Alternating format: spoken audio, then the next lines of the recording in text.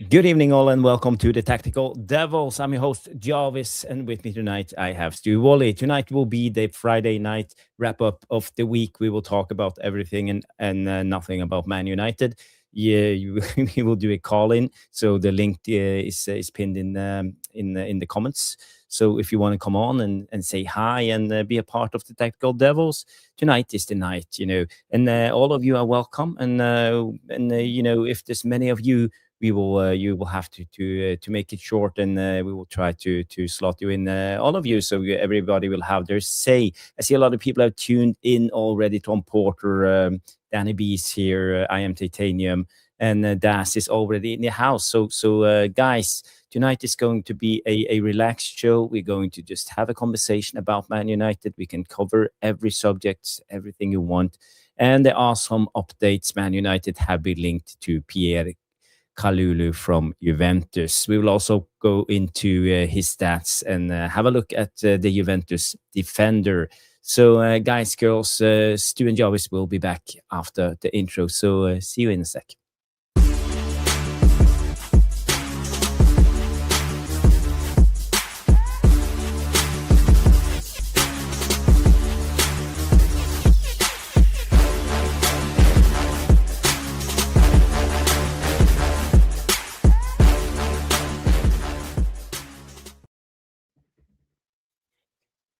Yes. The Tactical Devils are back. It's Friday night live, and we have Stu Wally crisp and clear on his new camera, and we are ready to do some talk about Man United. It's been a busy week. It's been a lot going on, and we had comments from Sir Jim, and we have been linked to players. There have been talks about Carrick and his tactics. Is it good enough? Is it not? We will go through some of the usual things.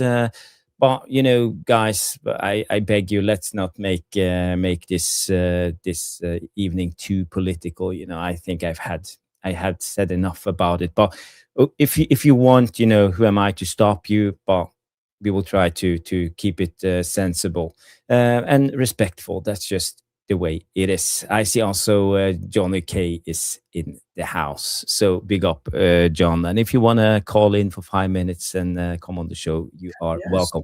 And guys, if you go to the live comments, you will find the link directly to the show. If you press that link, you will come into the green room of on StreamYard, and I will bring you in when we are ready. But first of all, we're just going to cover some of the latest news, and Stu and I are going to have a couple of minutes of a chit chat. So, Stu, how are you doing? I heard big rumors about yesterday. It was a big day, your 45th birthday. Well, yeah, definitely. Yeah. No, I had a really, really good time. Nice to spend it with the family. Not lovely bit of steak, that type of thing. Got spoiled, which was very, very nice. So I've had a really, really good time.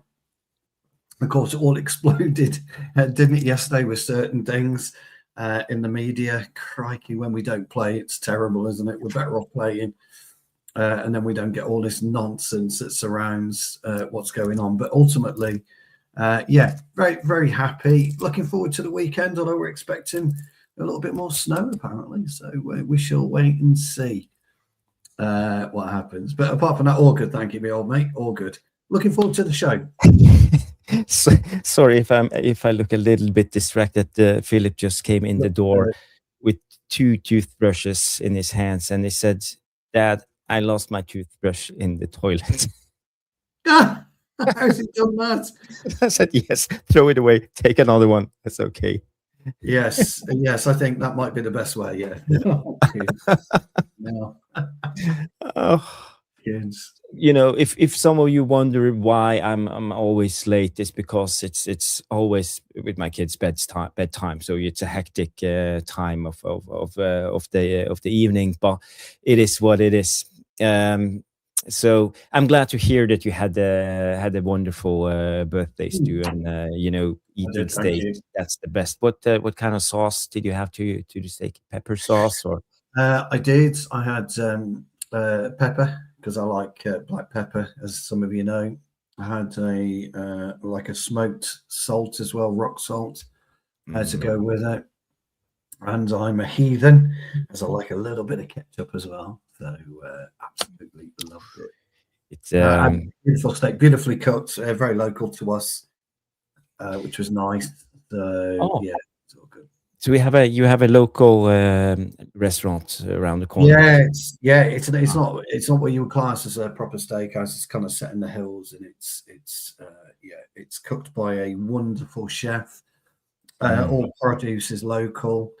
All the potatoes and the beef, it's all local produce. So we absolutely stunning. Yeah, and you get some good local beer as well.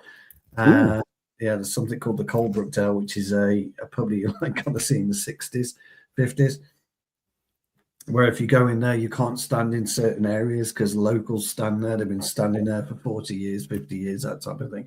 So you have to go in and find your own kind of area. Fantastic. We're very fortunate here. We really are. Yeah, that's that. I'm a little bit envy, but it's great. Live in great places. We all live in great places, though, don't we? Look where you live. Yeah. Look at your it's very exotic. It's rough environments up in the north. It's not for everyone. We are fighting the elements every day. It's snowing, it's cold outside, it's wind. But we have our beautiful days too. So exactly. And look at your golf course when you got that beautiful mountain drop. Yes. Das comes in and say happy birthdays to you.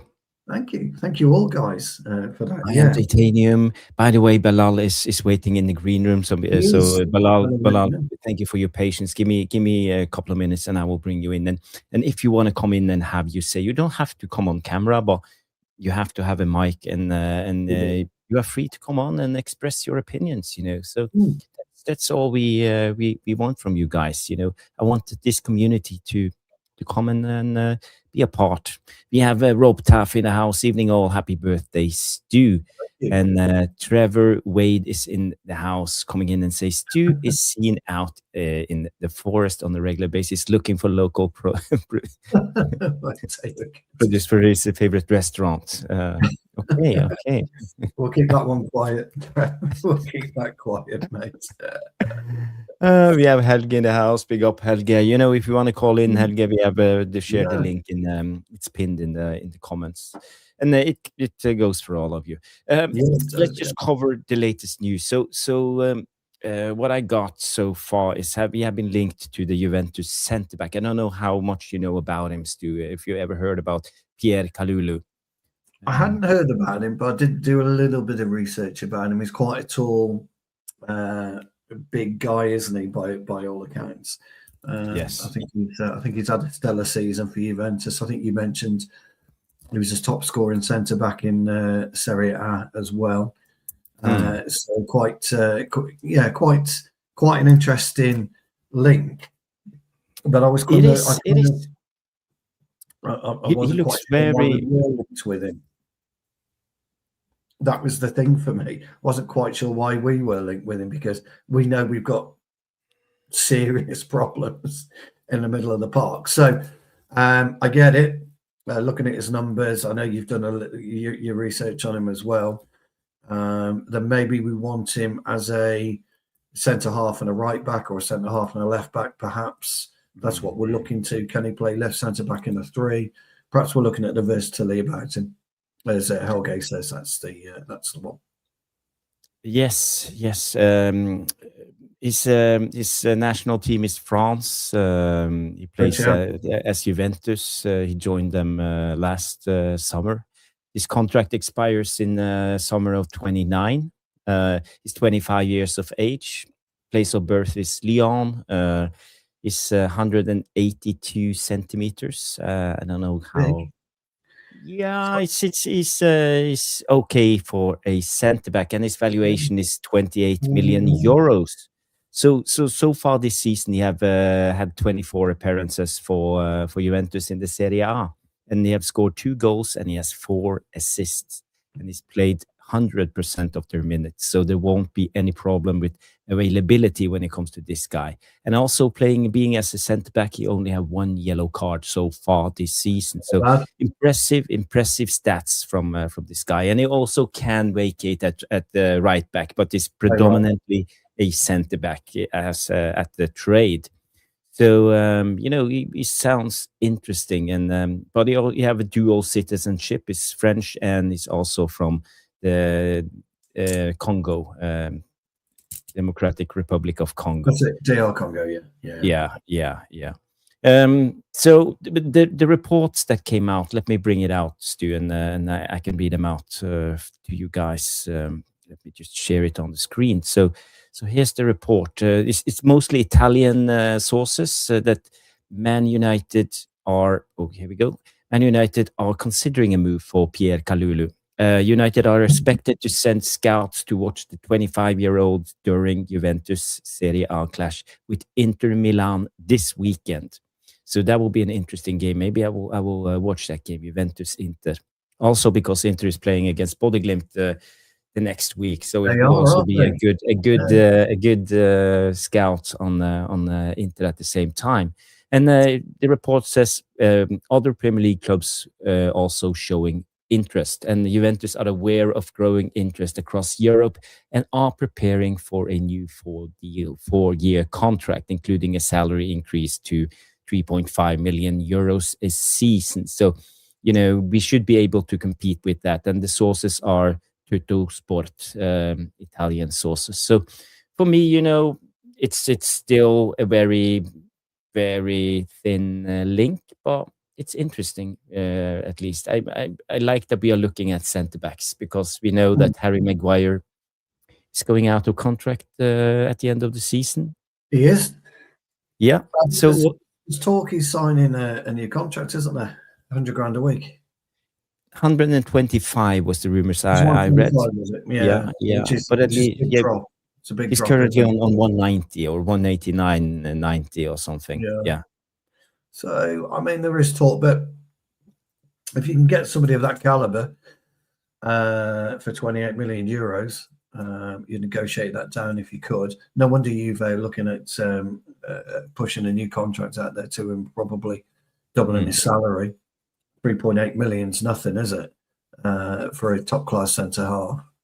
So you pull it to 6. It's still not it's a lot of money, isn't it? But in the scheme of things, in the Premier League, that's nothing. 6 million a year. So I'd be interested to see what we do. But I think we got bigger priorities. First and foremost, we've got to make a decision what we're doing with Bruno. We have to make a decision what we're doing in terms of pulling in a replacement for Casemiro. Pretty much, I think Anderson's nailed on to go to City. Pretty much. And that's been well widely reported as well, hasn't it? Anderson's likely to go to City. So I think that's pretty much nailed on. So I think for us to be able to look at, unless it's an easy deal to do, i.e., you can get it done in. Well, he has a long contract, so I think we have to dig deep, especially if other Premier League clubs go in from, let's say, Liverpool, Arsenal, Chelsea at the same time. It could end up in a bidding war. That's what I mean. So, it's not only the amount we have to pay for him; it's also about salaries that comes into account. So I think we have to dig deep. It's very. If we want him, we've got to go get him, haven't we? I mean, I would go local. I've said this before. I just think the next couple of years we need to stay Premier League. But he seems a viable option, maybe a cheaper option. But if that's the case, Jarvis, you've got to go for it. We've seen what happened with Liverpool pissing about with Gay in the summer. City, what did they go and do? Went and stole him, didn't they, for 20 mil? I mean, it's a fucking joke what City paid for him. They did the same with Semenyo. I heard they were trying to do the deal for Anderson in January. If they got any significance from Forest, they were going to try and do. They would have tried to done that in January. So we can't dick around. If we want him, they're going to have to go and get him. But I think we've got to look at the middle of the park first. That's got to be our key area. Yeah. Yeah, yeah. Um, yeah, people don't know much about this Kalulu guy, so let me just show you a little bit from SofaScore. I think it's interesting. So I do my usual heat maps. FP referables, epi ref is down, so you can't go and look at his stats in the same way. But um, as you see on the chart, you have he's 25 years of age, market value 27 million euros, as I said. But if you look at his heat map, it tells me a lot that he's very right-sided. And when you're looking at that heat map, I bet you he plays as the right centre back in the back three for Juventus. That isn't a straight centre half. Yeah. No chance. Yeah. Not an open hell. So if we get him in, he will probably be the replacement for Dallo or Masraoui or whoever plays on the right hand side. I think for sure he's going to be. I mean he's a right wing back, in my opinion. That is not a centre half heat map. No. That's a weird heat map. But he plays centre half, doesn't he? I don't get that one. It must be a back. Confused.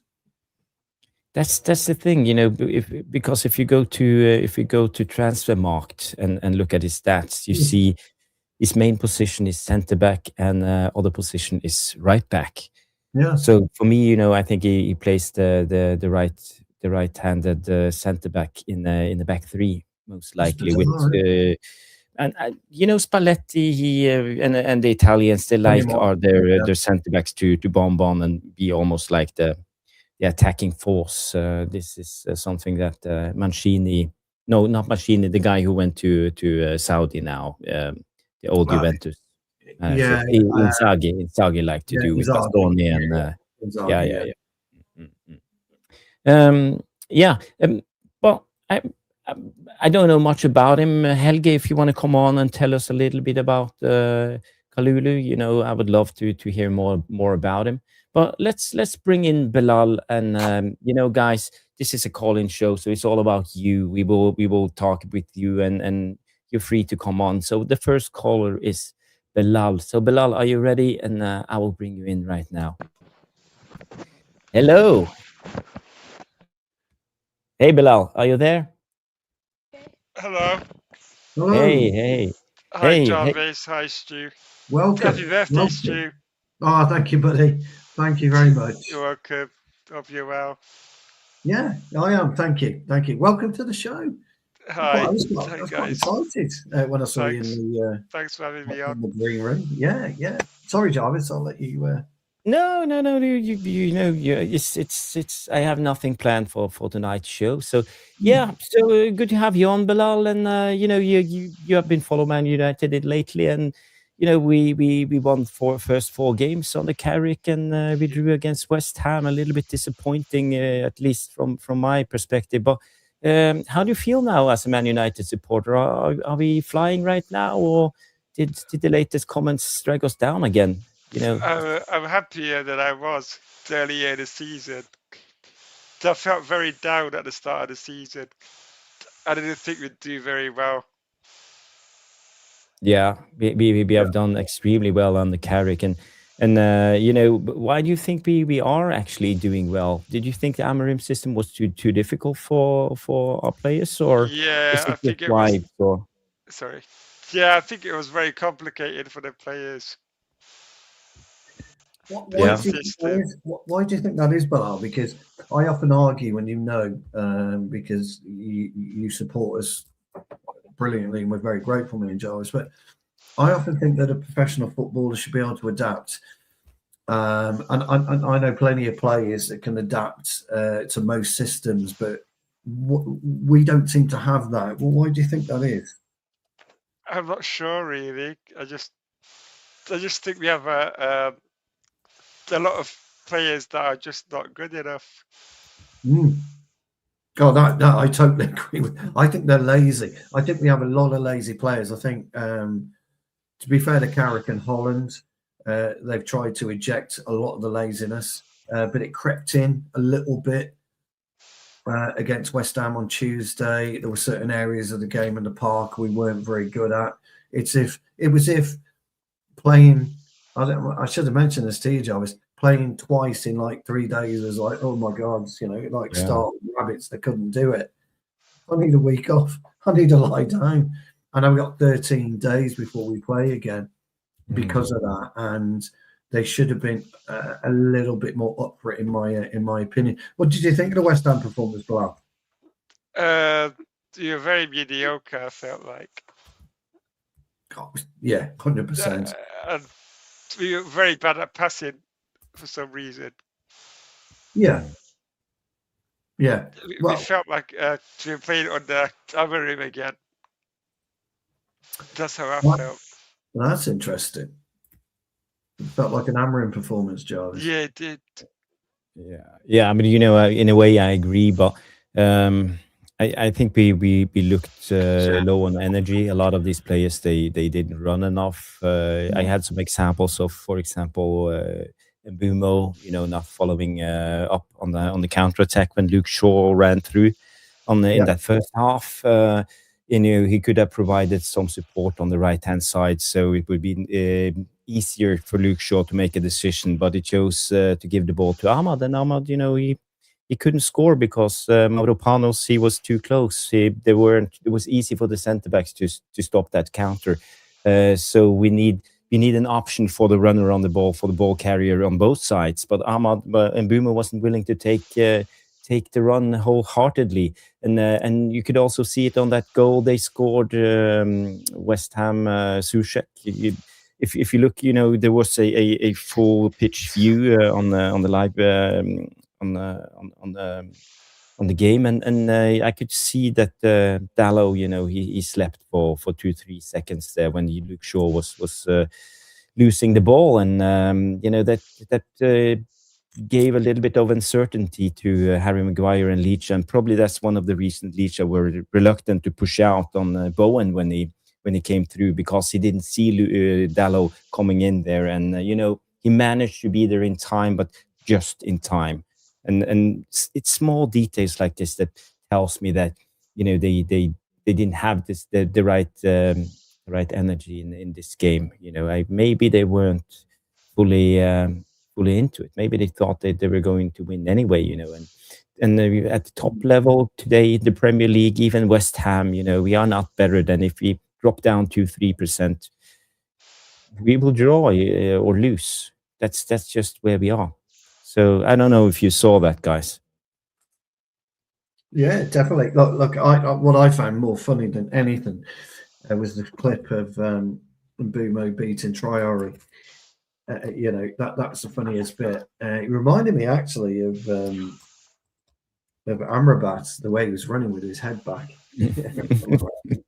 But what they did, they showed that.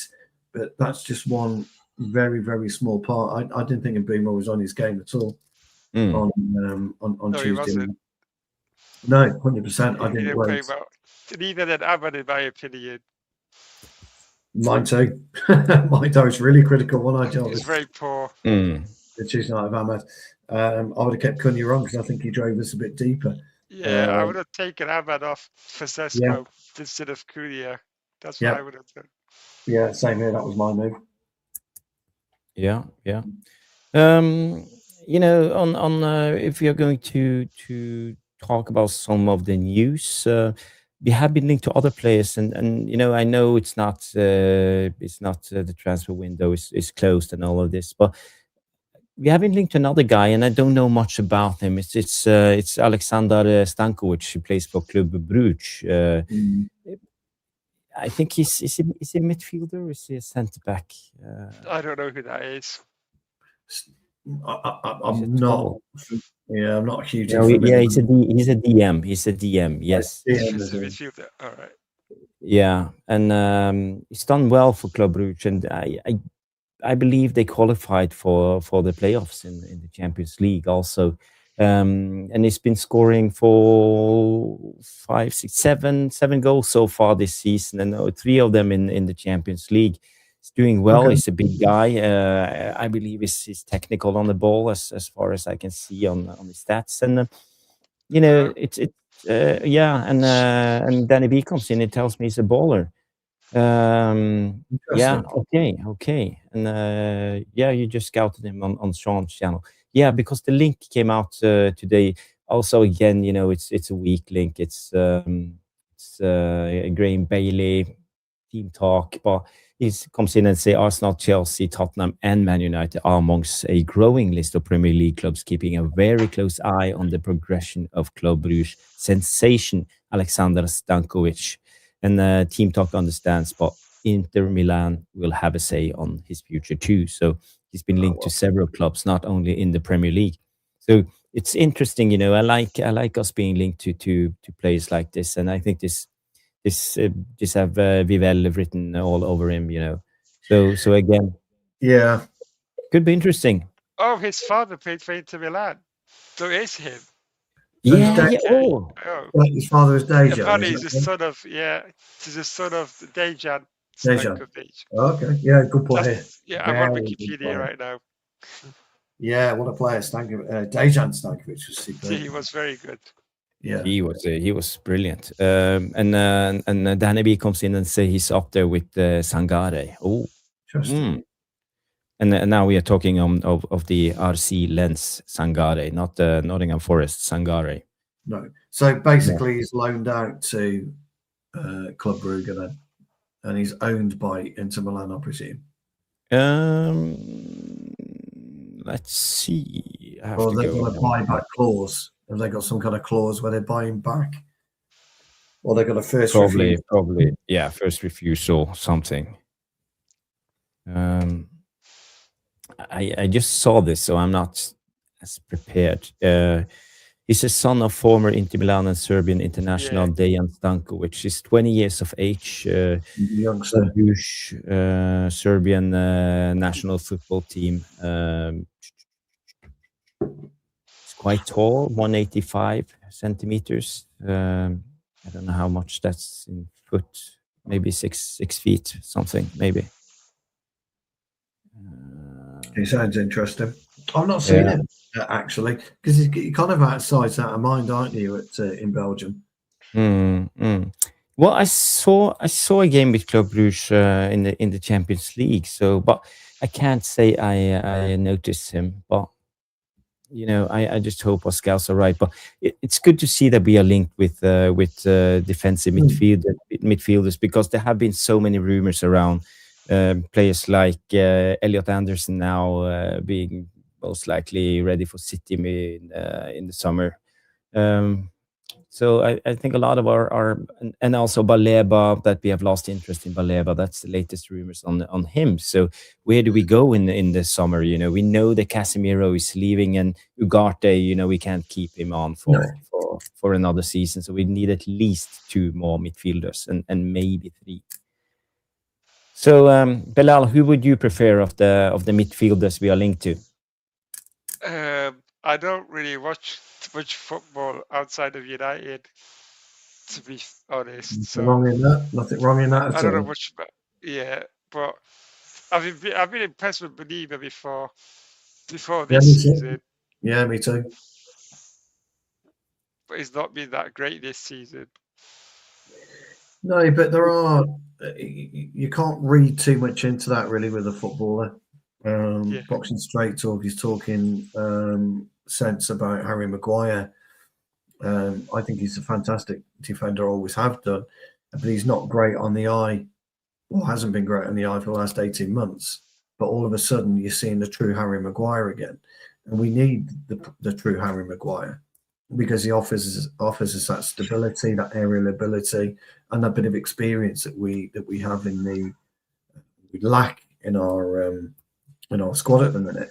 So when you look at Baleba, had a brilliant season, and then all of a sudden he's not having a great season. That happens with young footballers. You know, maybe coming to United just could be the can opener part. You know, a quick little tin opener, opens it up and out he comes. The real Baleba might come back out again, and we have seen that with a number of players. Mo Salah, for example, when he was at Liverpool, had a good 12.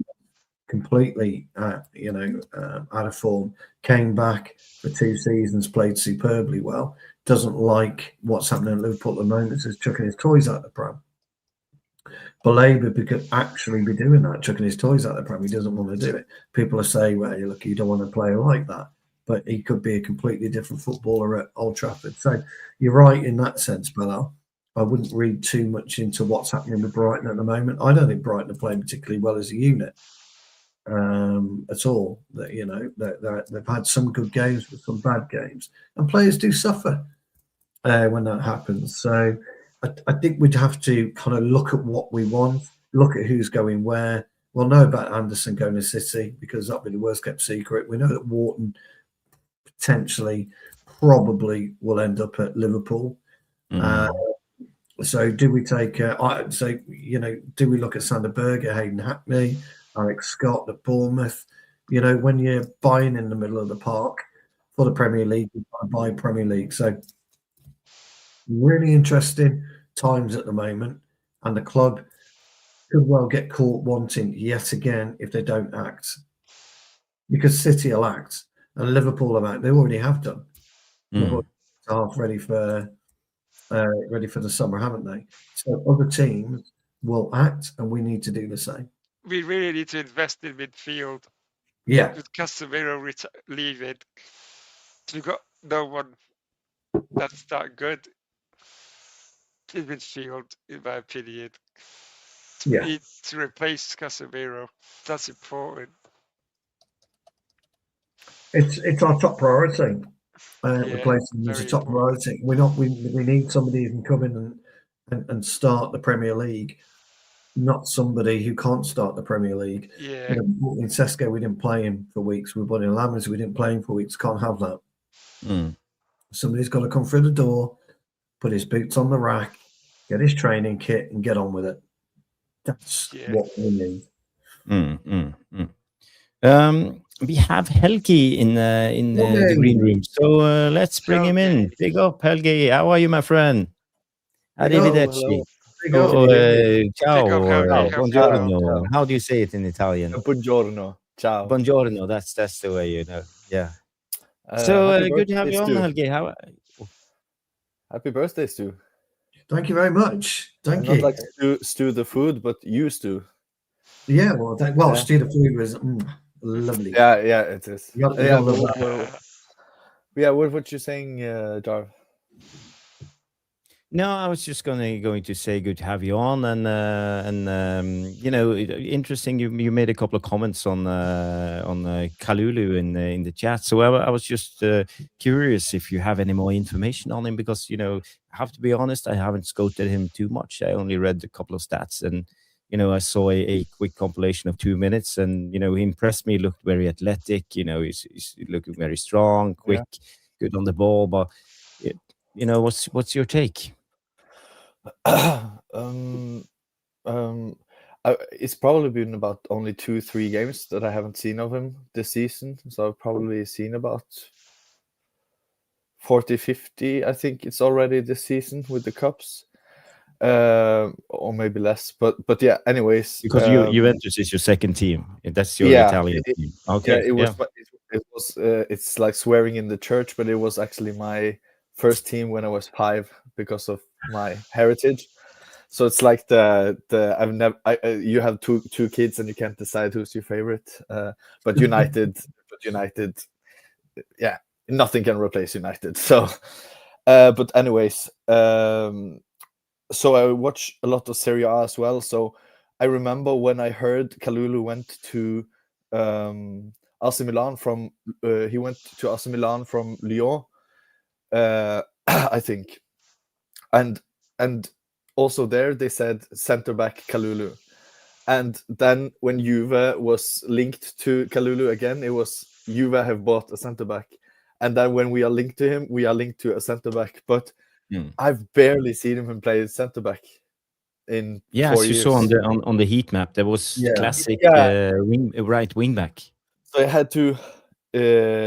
Just before I went on here, I just have to see if I was maybe remembering a bit wrong. So I searched like how many times have he played in each position, And for AC Milan, he had about 112 games, and over 80 was as a right back. So that kind of tells you the story.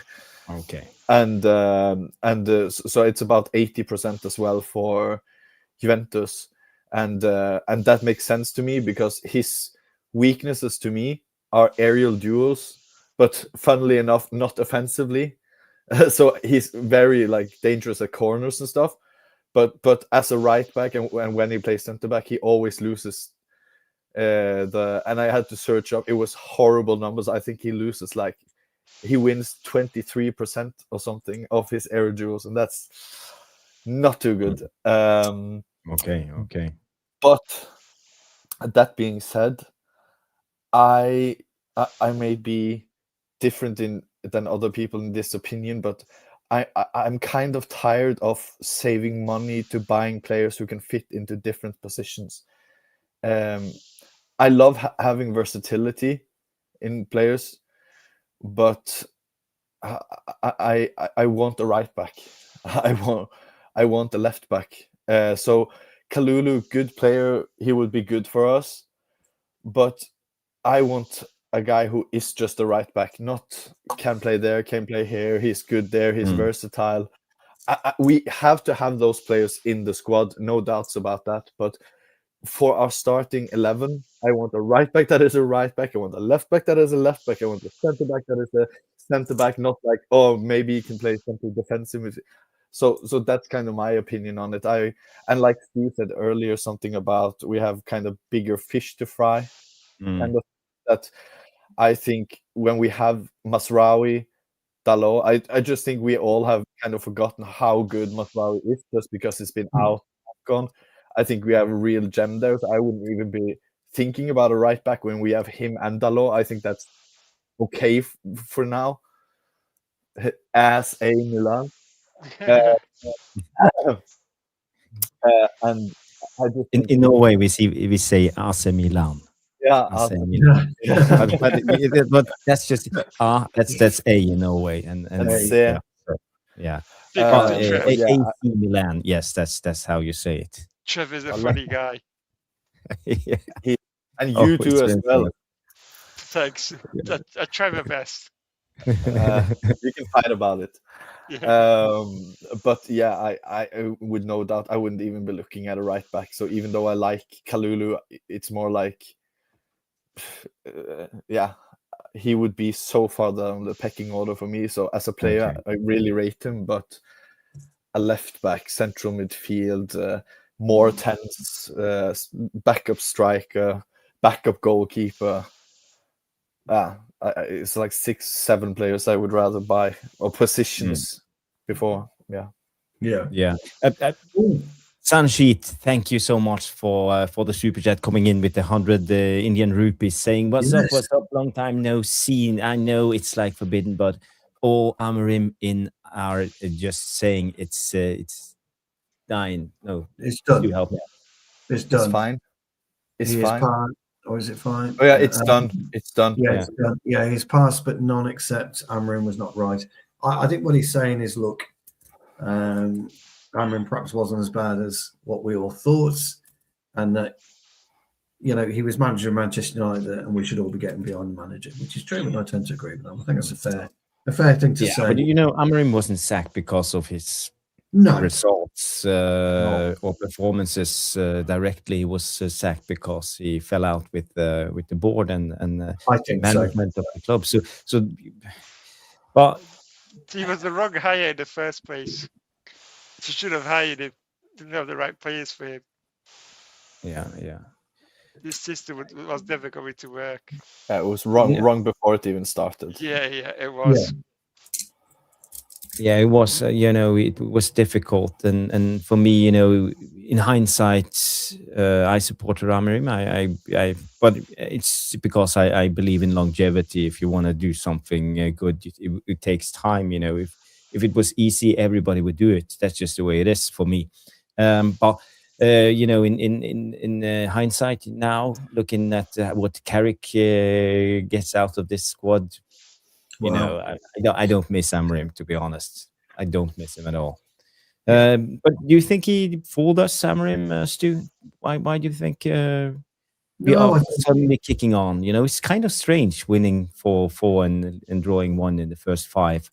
Yeah, I think the board got it wrong in as much as they turned around and said to him, you know, it's yes now or it's never. So when you're put in that position where you're told it's now or never, chances are you normally go for now, and never, you know, ever comes really. And so for me, I think we made that critical mistake at that time. We didn't allow him to get to know the club. We didn't allow him to get to know and really understand the players. We didn't allow him to get to know the Premier League. We didn't allow him to get to know the real culture of Manchester United. The board didn't tell him within that period that you must bring in a coach of quality or a player liaison or whatever. He never had that chance. And there's 5 things there, Jarvis. And chances are when you go to a job like Manchester United, one thing's not good enough if you never have that chance. You need the chance. He came in. Was it a week, 2 weeks after the appointment? He comes in and then he completely changes. We all know the Portuguese league is weak compared to the Premier League. We all know that. And we all Nothing know, against the Portuguese league. It's just a matter of fact. That's the way it is. Yeah. But we also knew, and so did everybody else, and what Bilal said, is that he had a way of playing. I have a system and I have a way of playing. And the team that I put together at Sporting was that way I wanted to play. They had everything. So he had everything at his disposal at Sporting, and he lost everything at Manchester United. It was never going to fucking work. It just never, ever, ever was going to work because he was that type of player. So we should have left him till the summer. And within that time period, I think his work ethic would have told you, and he would have become more prepared with the Premier League. He would have understood the Premier League. You can't understand the Premier League by beating City in Portugal in the Champions League. It doesn't allow you to understand the different types of football that goes on all around the world. You stick Amorim in Brazil, probably wouldn't do any good there. You stick him in Italy, he might do better. You stick him in France, he probably wouldn't. You know, you put him back in Portugal, he'll probably rediscover and redefine what he is as a manager. David Moyes, eventually, it took him a load of times, a long, long time to redefine himself as a manager, and he's done it. You know, it does happen. So we made an absolute fatal mistake by not allowing him to come in the summer, by telling him it's now or never. Fatal mistake. That's my opinion. Yeah, I've made some thoughts about this, like reflecting, like after a breakup, you start to reflect, what did you do wrong? What could be better? What are you going to do for the next one and stuff? And I've done some kind of reflecting, thinking about Amorim and actually Ten Hag, and I just remembered something. Stu, do you know who Brede Hangeland is? Yeah. I just remembered I was in when I did some coaching and stuff, I was talking to Nevland and Brede Hangeland and Klaus Lundekvam, who played for South. That's a name from the past. And we talked about, so this was after kind of the course or whatever. I just talked to them on my own as like geek questions, because we talked about, the point I'm trying to make is that where it applies, our conversation applies to today and Amorim and Ten Hag, is that they said coaches enables less good players to do better than expected, right? Like a Brentford, like a Bournemouth, like a whatever, like a Sporting, like an Ajax, okay? So you as a coach platform them to exceed their level. But they said, when you come to the highest of levels, that has nothing to do, but that coaching doesn't make that team better again. Because they said, for example, you know, players like Casemiro, there you got him. Players like Casemiro, for example, and when you look at Ten Hag and when you look at Amorim, when when Ten Hag and Amorim tells Casemiro, be here in this position, be here in this, why are you telling me this? I know much better where I am supposed to stay to stop in this position. But when you coach players that aren't Casemiro and aren't that level, you have to tell them, be in this position, do here, so you can make like less better players better. But Helge, I read a comment today about Alex Ferguson, and he said in an interview it took him a while to understand his job. And his job wasn't to coach footballers. It was to coach, to install belief to make them believe that they could achieve better, and to install standards. So Ferguson said it in that interview. That was his main job: install belief into the players and install standards. And it took him a while, he told. So probably, let's say we came in 86 and became successful around 1990. So it took him at least 3 to 4 seasons to be managing installing that and understanding that. And I think it's so right, because as you say, coaching world-class talents, what the hell can Carrick teach Casemiro about playing midfield? Exactly. Even though Carrick did well as a player, but it's something else, being a player. Bruno. And I think the game goes on so intuitive, when you play, everything goes fast. You look around, you make decisions on the spot. So it doesn't matter what the coach tell you in a way. It's all about, to a point, putting them into a system. And I think that's what Carrick is doing right now. I think he makes everything easy for the players. He's not telling them what to do offensively. It's more free-flowing.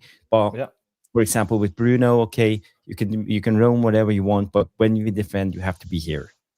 We have to be there. And I think basically that's it. And it is, and it help sounds them to have close proximity, so we have passing lanes and you have some. You of course have some things, but when you kind of say it out loud, it kind of sounds stupid when you say Ten Hag or Amorim. If they say Mbeumo, Cunha and Bruno attack like this, be here and be there, it kind of sounds a bit stupid because they know better than him. Kind of. And that's, you remember that Bruno said that after, not last game, but after they asked him about Carrick, and he said something like, and he said something like, Carrick has came in and like gave us the responsibility, and kind of it's up to us to fix it on the pitch. And that's kind of what this is that we have so good players. It's like Ancelotti when he was, or Zidane when he was at Real Madrid. They are not telling like Vinicius to, okay, go in here and then do the overlap there, and like they'll just go out and be insane, kind of. Like when you talk about these types of players like Mbeumo and everything, who in their right mind can tell Mbeumo better to when shoot, to when do this and that? So that's what I think Carrick has done right. But I also think there are managers out there that exist that are like that they understands that. But I think when you think of Amorim, Ten Hag, the reason why they were so successful with Sporting and Ajax was because everybody of them was doing their job of the team, that they coached them into being such a good, well-drilled team. But when you pass to wanting to win Champions Leagues and Premier Leagues, which is our aim, I think you talk so good players that it's almost like Jarvis said, give them, be tight here, be expansive there, but also the game plan. You have to read the game. You have to read, so you can have the best plan, and then the plan goes to shit after 10 minutes because you get a red card and penalty. It's up to the players to read the tempo, read the everything in the game. So much is up to the players, and you can't try to like overcoach, overmanage, oversteer. Marco, congratulations, buddy, coming in and say it's my birthday. So big up, happy birthday. Mark O glazes out 6/11. It's his birthday, so congratulations! And it's we are in February, March now. Everybody has birthdays nowadays. That's Aquarians. That's Aquarians. Did you want me to show my top? Are you referring to the Oasis one? Oasis. Big up, Rich. Stone Roses one. If so, I'll go and grab it in a minute. Yeah. If that's yeah. We got Rich. Rich is in the house. Big up, Rich! If you wanna join us and come in for 5 minutes time and have your say, feel free. The link is in the chat. So everybody, if you want to call in and join us live, press the link and you can come in with Stu and I live. And you don't have to show your face if you don't want to, but we prefer people with the camera. But it doesn't matter. Come in and have your say. It's just a Friday night chill stream. Friday night chill. It's just the way it is. I saw another super chat coming in from Sanchit. Before we read it out, let's play Sanchit a jingle. Thank you so much, you legends, coming in with a. What are we going to do? Yeah, it's the second super chat, so he deserves. He deserves the city is ours, yours.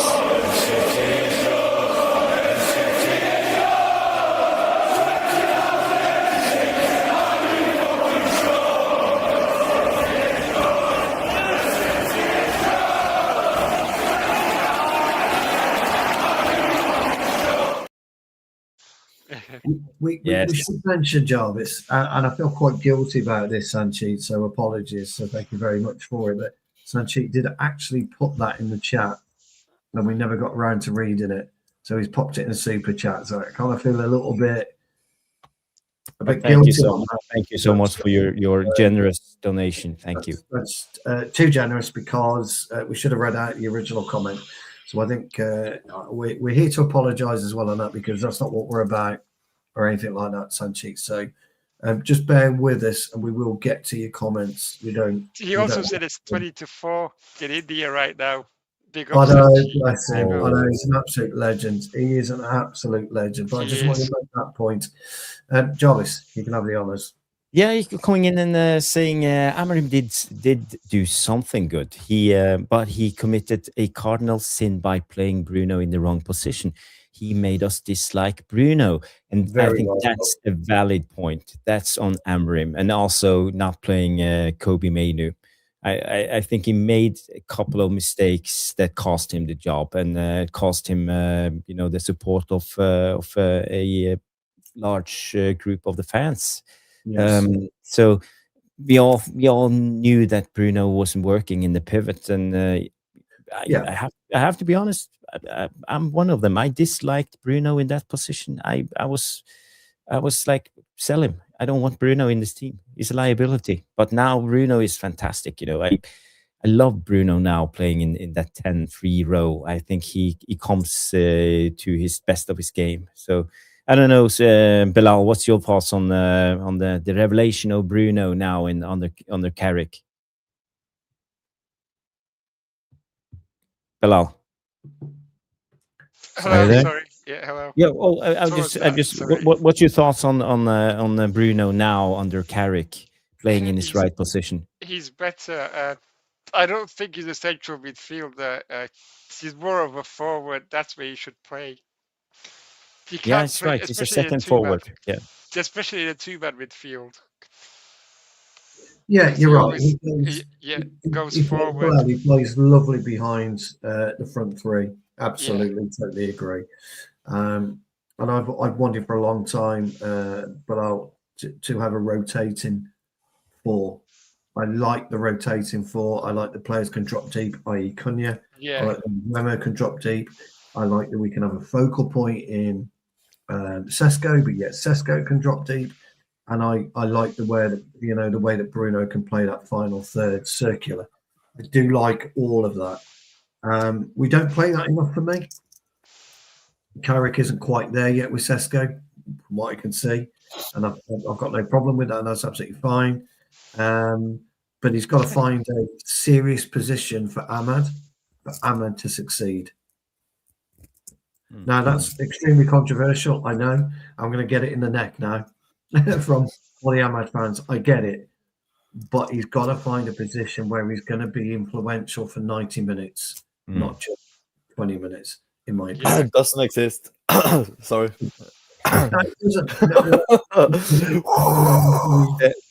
Bilal, we have other callers, so I have to give you one last question, and before you go, and I'm so grateful that you took the time. And no, I'm so glad that you came on. You know, it's always great to have the community, you know, coming on and getting to know you and talk to you and all of this. You know, it's always good. But one last question before you go: how do you see United ending up at the end of this season? Do you think we will manage to qualify for the Champions League, or do you think we will fall at the end of the season? I think we will just about qualify. It'll be very close, I think. Get there. Yeah, I don't think we're going to have a massive gap from 5th or 6th. The way the league is going, everyone's so close together.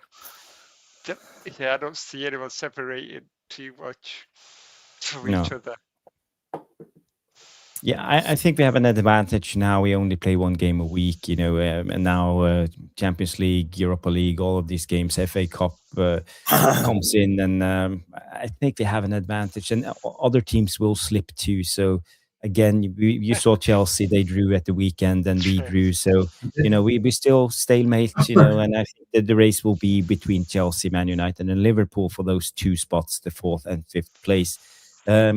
So for me, you know, out of those 3, I reckon Liverpool will come good. I think we will hold on, and Chelsea will come in 6th.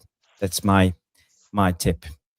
Do you know where reply to Paul before Bilal goes? Is this question, Yeah.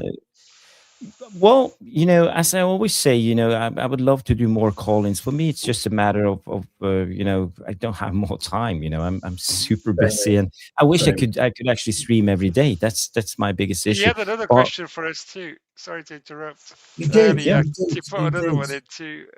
Yeah, I think you started, Jarvis. Let's see if we can answer that one quickly before he goes. No, you're right. Before he goes, because it's to all of us. So Bilal can have the floor on this one. It's a question to Jarvis, Stu, and Bilal, and also Helge. I've been watching clips of Scholes lately. It brings a warm feeling inside of me. I forgot what was there. Would mainly benefit from an apprenticeship under Scholes. Yeah, absolutely. I don't know really. They're not really the same player, are they?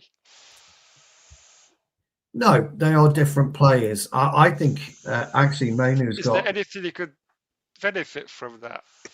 Maybe could benefit. I'm not sure. Does he mean apprenticeship, like if Scholes was playing now, or if he had a role in the club now? I think he's talking about. I think he's talking about Scholes as a player, being able to impart his wisdom.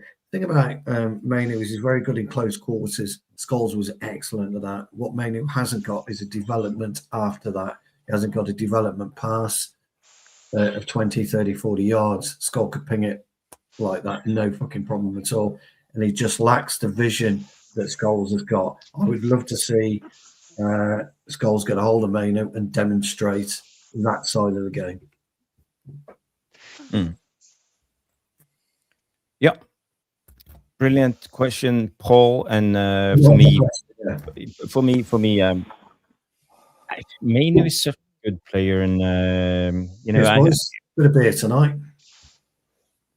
A little bit. My cup of tactical devil's cider. Yeah, some more beer. Jarvis knows the Isbjörn, but I'm going light. Yeah, light. The chat will be brilliant tonight. Yeah. Bilal, you've been absolutely superb, mate. Make sure you come on again. Nice. Thank you so much, Bilal. Thank you. Nice. Thank you. Thanks for having me on. Thank you. Bye-bye. You're great. Yes, and then we were 3, and now we are 4 again. Sean coming in directly from the US of A. How you doing, my friend? How you doing? I'm doing well. How are you doing? I'm good. We're happy-ish, aren't we? We're happy-ish. Yes. Yeah, why are you so happy, Stu? Well, I'm always happy. You've got to be happy in life, haven't you? still playing footy, still enjoying life. Here for a good time, not a long time. What they say. Yeah, that is true. No Guinness tonight, just a Pilsner. So quite happy on that. It's Friday. We should do this a regular, like the Friday. The Friday Cup. Let's call it. There's something football related. We'll call it the Friday piss up session. Friday pub run.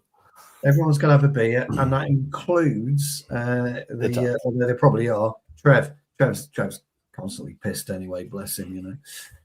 But everybody else is going to have a beer with us. And, what we'll do when we start that job is I'll get a crate of craft ales. And I'll have a different craft ale over there. You go. For every question. Nice. Yes, and at the end of a Q&A session, you just sit there drooling. Yes. I see Sanchit in, and I think with the time in India, we must bring him in. Yes, because it's very, very early or late in India. Yes, it's the middle of the night, isn't it? Sanchit, what time is it? Early or late in India. Yeah. Sanchit, I think you have to work out something with your mic because we can't hear you. You're very close to the microphone. It sounds like it's underwater. No. Yeah. Back in because he's an absolute legend. Just come in again afterwards, and we will bring you on right away. So. Thank you for coming on, Sanchit. Thank you. Oh, Freaky Friday. Yeah, Nathan's coming with Freaky Friday. Oh. Yeah, come on. Yeah, give us some names for the show, and that's what we'll do. We'll have a beer online, and or Helge can have a beer, or he likes a whiskey, don't you, Helge? Is it whiskey you like? I love a whiskey. Today I would love a whiskey. It's Italian. It's grappa. I've been sick now for weeks and weeks. So today I would love a whiskey to my voice, but my voice is still not as dark as Sean, but it's okay. It's okay. Sean, I'll get by. I'll get by.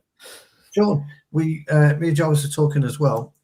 We'd love to have Dylan join you at some point if he wants to on a show with us, because he's a lovely guy and he would. We'd love to have him. So I just wanted to tell you. Yeah, I'll pass it along. His girlfriend's in town this weekend, so he's busy. But yeah, no, Dylan loves you guys. He's a big fan of yours too. He was happy to meet you. He's brilliant. He was absolutely brilliant. He's a really, really good lad. He was, and the family enjoyed meeting the Perrier. They really did. Yeah, that was fun. Yeah, it was good. Yeah, we got to do it again sometime. How we do it, when we do it, I don't know, but we must. I go every year. I'll be again. It's just I try to do 2 matches at home if I can within like 3 days. So it's really up to the fixture schedule. Well, I will be there. It's all I'll say to you. I will be there. That is in the diary whenever that is. It'd be absolutely brilliant. It'd be great to see you. Looking forward to it. Yeah, me too. And hopefully we'll get a Guinness. Yeah. Yeah. Unbelievably, everybody, Gary Neville's bar disgracefully let us down. Just ran out. Yeah. Embarrassing. I might have drank it all the weekend, the match prior, though. I was up there. I didn't want to ask you because but I was just kind of wondering whether or not you. The comment from Trevor where he says Stu does call-in shows every night after 12 a.m. That's so good. It's an absolute disgrace. Sanchi, if you can come in, pal, please, because we'd love to have you on. We really, really would. As for Trev, God love him to death. He's ace. He's brilliant. The whole Devilish Tactico has got a great sense of humour. We love it. Me and Jarvis, absolutely. We come off some nights crying, laughing. And that good in the chat. So thank you for that. And that's say, come to Ireland, Stu. We don't run out. I will be there. I've got a business trip there, actually, but it's a little bit later. It's in October, so I don't know whereabouts in Ireland you are. I'll be going to Dublin.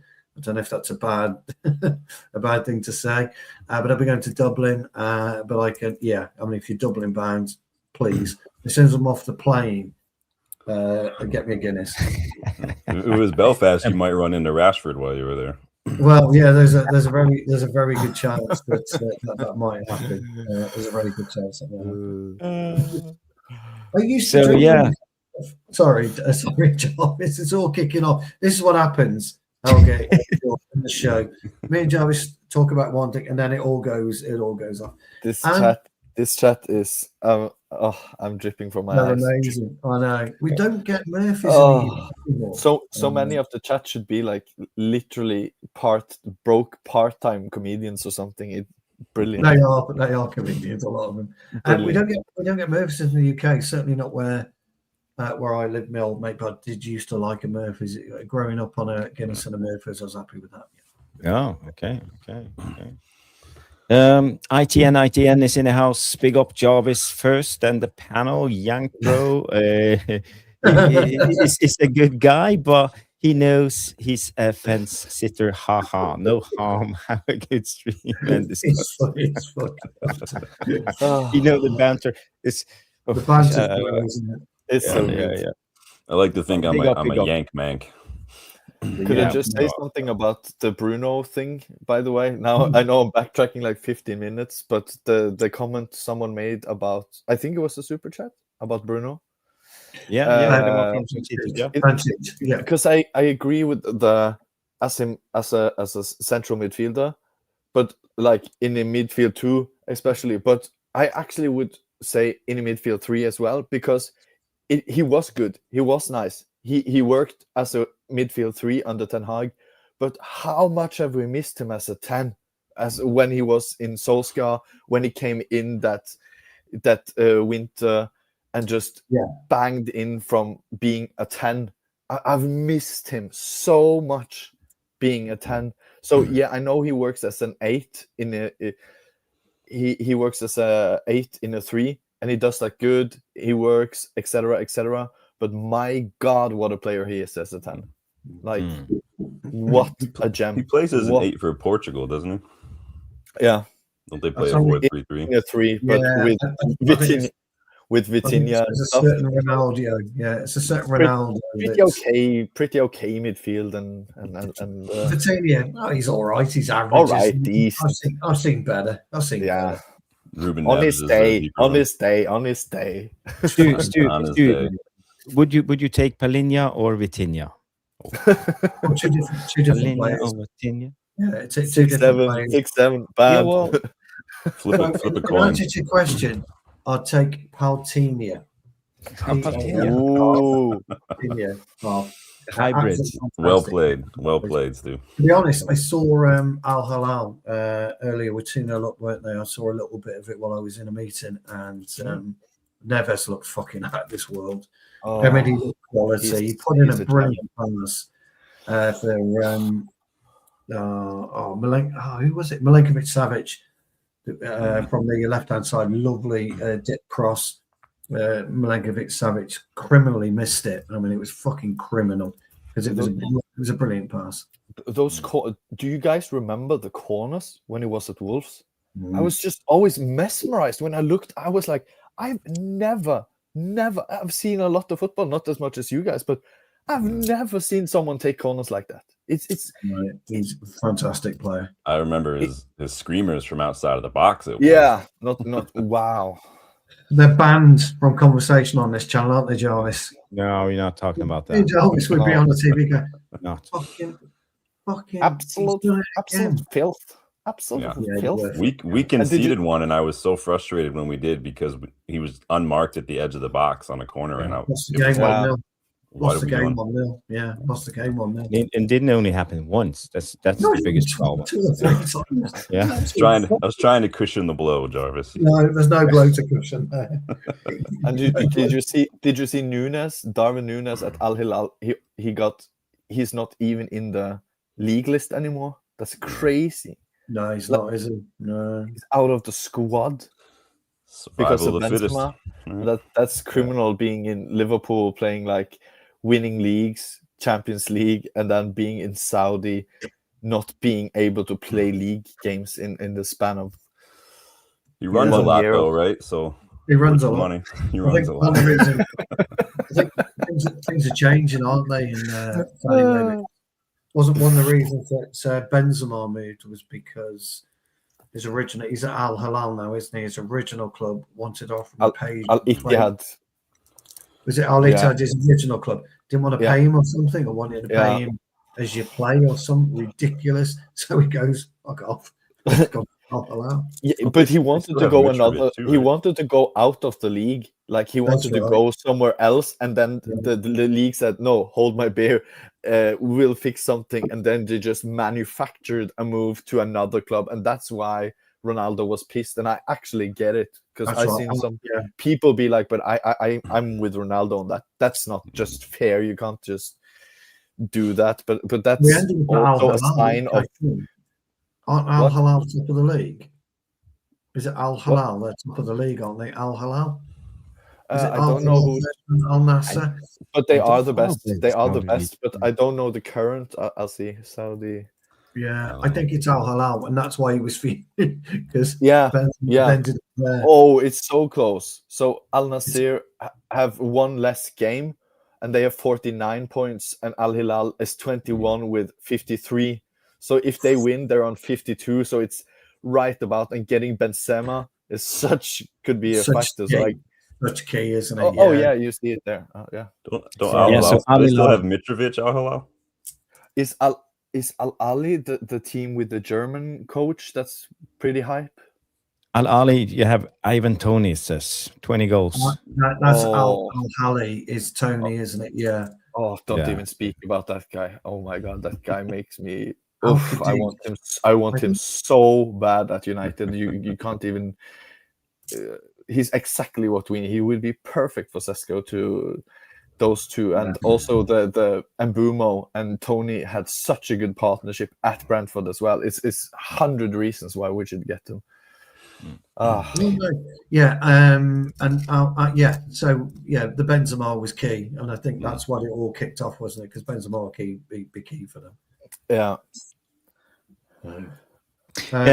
We have a lot of questions coming in from the chat all the time. So I want to go into your questions, guys. So if you have any questions for the panelists, bring them, please. But I want to ask Sean something first, because this Stankovic guy, Club Brugge, we've been linked to him now, and also Pierre Kalulu.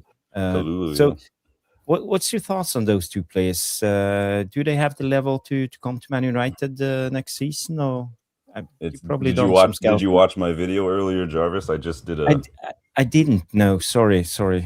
No, you're good. That's why I was curious, because you brought him up. I actually did a scouting report earlier, and I actually covered Stankovic as one of the players at Club Brugge. He's very good. I think when you watch him play, because he's just 20, but he plays like he's 20, 27, 28 years old. The way he really good movement, he reads the game really well. He's physical, and just get good positioning.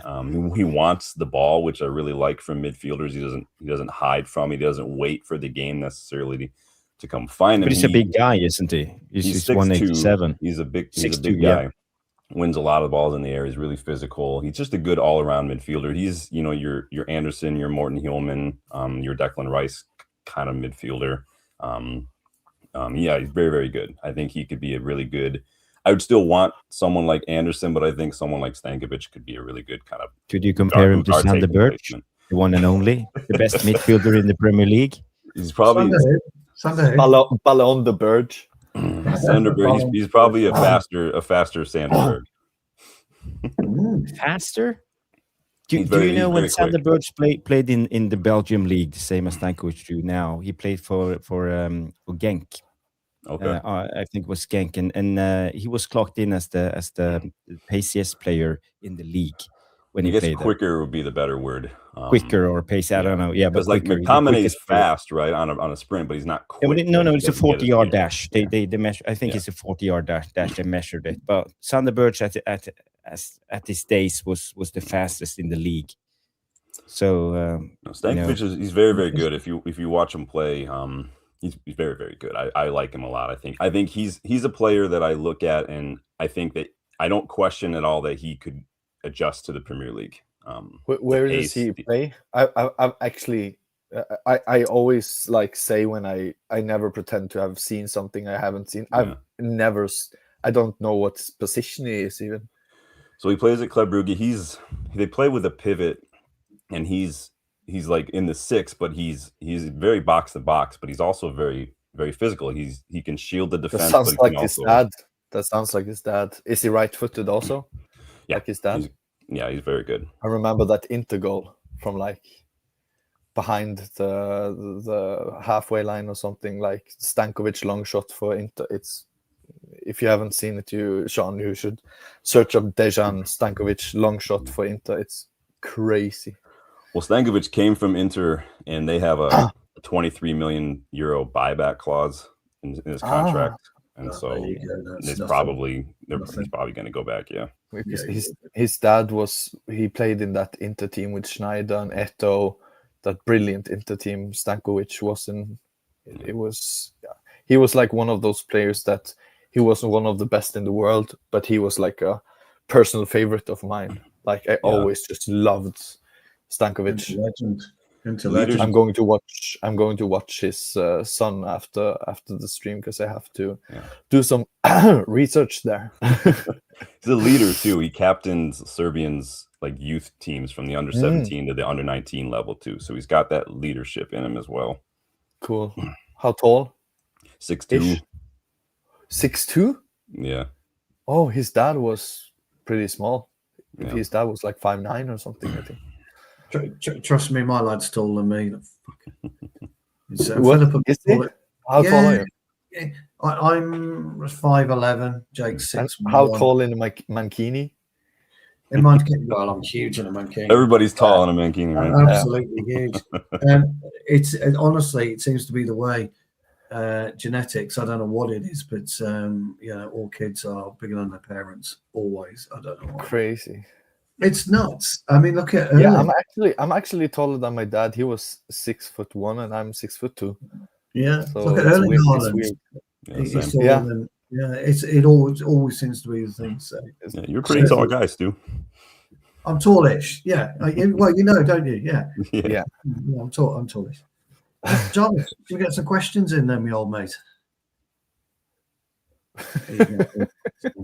We'll get some questions in. We've got Sean and Helga and Jarvis when he pays attention. Yeah. Jarvis. I can ask a question to the panel. Okay. Can you hear us? Am I here? Hey, he's there. Oh, Jarvinho. We've got Helga and Sean. Why don't we do some questions and then do that? Yeah, we have a lot of questions too. So if you can run them, my computer is acting up. Give me 2 seconds. I will figure it out. We'll run some questions. Yeah. I can ask a question in the meantime to Stu and Sean then. So, what was the question? Yeah, if you take away the big names, which is managers, which is kind of already been taken away by the contracts of Ancelotti and Tuchel, and Carrick doesn't get the job, and you are the owner, who gets the job for you? And no fluffing about, no, confident, this is my guy, with the chest out. So not Tuchel, not Ancelotti, not Nagelsmann. Not Nagelsmann. Yeah, I wouldn't want an international manager. I wouldn't want to wait till after World Cup. Not me either. Not me either. 100%. Like, if they come to the final, they are like in the middle of July, and then they had a break. So basically, our Premier League season is starting when they just walked in the door. So no, I wouldn't want that either way. But yeah, Carrick doesn't get the job, and those those other managers are unavailable. Who are you as a owner hiring Stu? And you have to take all the heat, all the bullshit, Stu, everything on the Twitter and everything. This is your responsibility, Sean, as well. Who do you pick? Do you want to go first? Who would I pick? Wow. I don't like many managers at all. No, I don't. So you have to go to someone. The guy I have in mind, I'm not going to say who yet. Yeah, I don't someone like. that I have so much belief in him, but I know that he will be so unpopular choice by the fans. But I don't care because I'm the owner. I'm putting my everything on him, and that's my guy. But yeah, I don't like many managers, and I would go home. I would stay local as I would do with players, because there are certain players that you would like but just haven't performed in the Premier League. And I'm going to surprise you, because I would go. how? Well, because I would go with probably, if I'm really pushed into a corner, I like Marco Silva. And I think he would do a sterling job for us. He knows the Premier League. He's done all right with Fulham. But our problem is that A, the fan base wouldn't want it, and B, the players may or may not respect him. But I think he would be my choice. I think that kind of goes for whoever we kind of choose in this scenario. I think whoever we choose, the fans in a majority wouldn't be happy with it either way. So that's a bit weird one, actually. That's so. I bet if you took a poll of like 10 managers, it would be 10%. It's crazy. Yeah, Sean. Yeah, very similar. As in, I don't know if a lot of United fans would be behind it, but if I had to choose now, like it would another Premier League guy, a guy who's won in Europe, a guy who's done a lot with a low budget and far less quality players, in my opinion. He plays a style that I think United fans would actually like. That's Unai Emery. Yeah, fair shot. Yeah. I mean, obviously, if I was the owner, we'd be going balls out to get Ancelotti in. I've made that very, very clear. He's my only choice of manager. He's not in this scenario, so yeah, he's my only choice of manager, and I think Carrick alongside him would be the perfect recipe. And then Ancelotti kills, goes off in 2 years' time, and Carrick has learnt enough to come in. So that would be my ideal scenario. Same. Right, guys, let's get some questions in then, because we've got a lot, and it's great. We don't often have. What was Helgi's pick? You are sorry? De Cherby. Because my thing with him is that it would either go amazing or to hell really quick. So we would kind of know within a year, like, wow, this is amazing, playing the best football he is made for United, blah blah blah, or this is a shit show. We would know so quickly. But I think that if it does good, I think the ceiling is the highest of the candidates. So I just think he excites me, and obviously Italia. So I got no problem with that. Right, let's have a look. See what we got. We got some nice questions. Let's see. Okay. Rob Tuff says it took Amorim so long to get back-to-back wins, but they did 4 straight away with Carrick. Thoughts on why? And we have touched on this before, so we've got a load to get through. So try and keep your answers 30 seconds-ish, if you don't mind, you two. Who wants to go first? I mean, he plays a system that suits the players. I mean, it's not that. I don't think it's that deep, right? I mean, made us compact in midfield and hit people on the counterattack. It's his real test is going to be breaking down a low block, though. I think moving forward. Yeah, I'd agree with that. Yeah, same. I don't think it's as easy as just putting people in the right position. You don't just beat City and Arsenal by putting people in the right position, and then they do. So I think there's more context to it. But to the quick answer to that question, I just think let good players be good players, and don't try to force them into being. Yeah. No, I totally agree. Great question, Rob Tuff. I hope that answers your question. Fred the Raid comes in. He said, "Hi guys, how great was it for Carrick to get manager in a month?" I thought it was, for banter alone, it was great. I mean, How many matches did he actually coach for in January? Yeah. Look, manager of the month. I don't know. Yeah, I agree. It's like player of the month, isn't it? You know, I agree. I'm one of those with it. I think Sean's right. I think Helge's right. I'm just brilliant for Carrick. Is it? Do we think it's okay as fans? It is what it is. Some fans will like it. Some fans won't. It's a funny one for me, manager of the month. How about manager of the season? Because we won the Premier League. Different story. 21's coming. 21 is coming. You better it first. Sean says. Fred the Red, great question.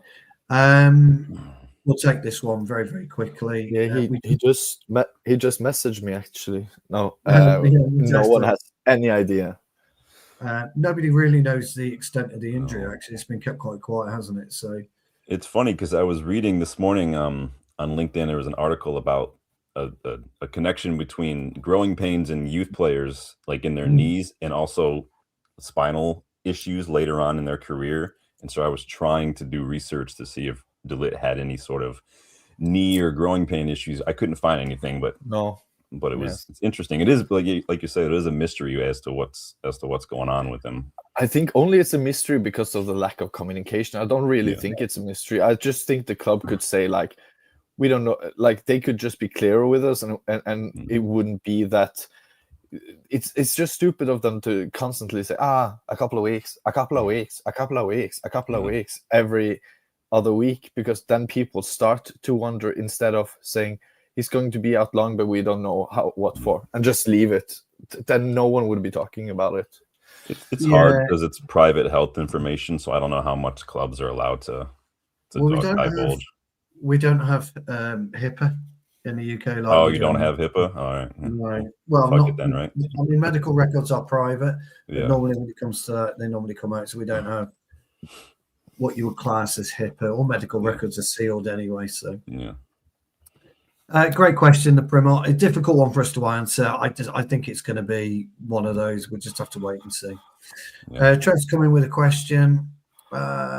Yes or no? Answer. It's difficult one. This Carrick as manager with Champions League qualification, yes or no? So you're going to hang your hat on something here, lads? Would you? I'm still going to go no. I'm afraid it'll be a no for me. No. If he can show that we can dominate these low block teams, like he's figured that out, like he's grown, and like he's just like we've solved that problem, then I'll lean more towards yes. But I don't think it's been enough games yet for me personally. For me also, a thing I feel like nobody's talking about with the Carrick as manager, and like wait until the end of the season. That's what we need to do. Like we could lose the rest of the games now. We could win the rest of the games. Also, when we come to May, who is available? If you're saying Glasner Carrick, I'm going Carrick. If you're saying, well, that's the difference. Yeah. So I think the whole. I think like if I could be the president of United fans, I would just say, just chill and wait till the end of the season. Like, don't bother. Just enjoy this ride, enjoying watching United play good football, or like enjoying that, and just chill. We don't need. We do need to relax. I mean, it's worth noting that Ollie won 14 out of 18 games, wasn't it? Something along those lines in his streak. So it's probably worth. You've got to err on caution at this point in time. I at least hope Ineos are doing something behind the scenes. It's all well and good for us to just wait, but that was my biggest thing was I didn't want Ineos to be off the hook and be like we're not doing anything. Like you have to show me, especially after Amorim, and I mean we know it's probably going to be an English manager at this point, right? If Sir Jim has his way, so it doesn't really matter. Yeah, no, totally agree. Great question, Trev. Hope not giving you some kind of answer. Rob Tuff comes in. Really good question. I think I know the answer to this. Has Le Mans nailed his spot, or would you sign another goalkeeper? I don't see the need to sign another keeper. Do you? No. I absolutely see the need to sign another keeper, but a backup. We can't. We just bring Vitek back, wouldn't we? Would we bring Vitek back? Yeah, Vitek, because Harrison. my issue, if Le Mans gets we're back to Hinges. buying. We're back to buying deer, guys. We're back to buying deer. So I would say yes and yes. I would say nail the spot. Yes, I would sign another keeper. Yes, but a backup. I'd bring Vitek back. I like Vitek, Yeah, but yeah. give him promising game time in the cups. That would be the way I would try. I worry we'll probably sell Vitek like we did with That would Kovar. worry me. Yeah, that would worry me as well. But I think he looks way better than Kovar. But anyway, Yeah. I agree. Question for me. Fred says, when Carrick first came in, did you think he would have the impact that he's had on the team so quick, yet alone win manager of the month in his first match? Footballers are fickle, Fred. I mean, they really are fickle. And I've never been one that you've got to put your arm around a footballer. You know, you're in the best job on the planet, in my opinion. I mean, why wouldn't you want to go out and win every game of football? But, you know, everybody's different. We're all born different. We all think different. We all feel and hurt differently. And I think Carrick has come in, as Sean and Helge both said, and decided that the best way to form a winning team is to be everyone's friend. But sooner or later, you're not going to be able to do that. Sooner or later, as Helge and Sean have both said, things are going to go against you. Could have gone against us on Tuesday. Could go against us against Everton. We've still got a lot of games to play, a lot of tough games to play. The manager of the month, I'm not really surprised. As soon as he won he's back. As soon as he won his first couple of games, I think he was a shoo-in for manager of the month, because that's what they do. You're working, buddy, yeah, because that's what they do. But ultimately, I'm with Sean and Helge on this one. I know Jarvis agrees with me. Yeah, 100%. Only really talk about how good Carrick is going to do or will have done at the end of the season, in my opinion. So, great question. Do like it. Welcome back. Sorry for dropping out. My antivirus started going off, and everything was lagging, and nothing I can do about it. I restarted, and hopefully it won't happen again. So you just have to excuse me. But okay, what did I miss? Just a few questions. We've kind of only got 2 questions left now. You see, we've come at the opportune moment. We've gone through all the questions with the guys. The guys have been absolutely brilliant. Some great questions. Just more questions then. Is there somebody waiting back? Do I need to jump off or anything? I know I can't. No. I'll let you know if someone is jumping on. Then I will kick you out right away. Yes. No worries. And I'll have to go shortly anyway. I'm on the curfew on my Jarvis, my old mate. I'm coming up to my curfew, so I'll have to go. We could ask Jarvis the one question though. I was curious to hear ask me your question. Yeah. The Carrick question was, someone asked yay or nay kind of for Carrick if he gets Champions League. I think if he gets Champions League, he will stay. I think that's the target. He will stay if he gets Champions League. Especially now when you see all the available managers, one by one. Now you had Tuchel and you had Ancelotti, all of these guys. So the strongest link now I saw is Nagelsmann. I don't know if anyone wants him. I don't think he suits the Derby. Yeah. The Serbi or Nagelsmann is the front runners right now, as far as I understand. But why not just keep Carrick?